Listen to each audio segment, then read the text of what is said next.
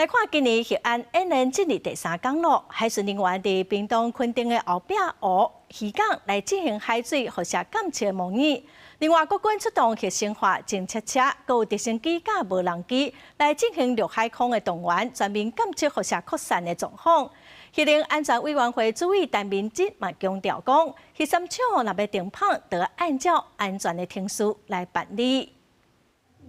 海中之后呢，上路重锤，那现在就可以看到呢，它将这个取样器的海水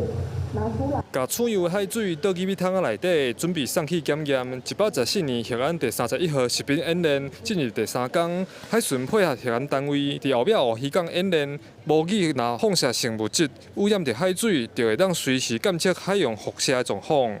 随时监控环境中剂量率及累积剂量，以及何种分析以实施何种判定。陆地部分国军展示核生化侦测车，空中嘛出动直升机甲无人机，监测辐射传出去的范围甲速度。核安会主委自头到尾拢真足听说明，特别的是这摆演习有邀请美国在台协会管理，是毋是甲核酸停放的议题有关联？主委话讲甲介保守。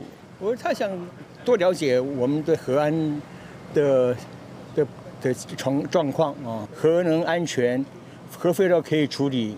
以及社会有共识这3大原则之下，台电啊做他们的评估啊，各方面安全呢包括效率啊等等，他们先做检查，我们以后还有审查，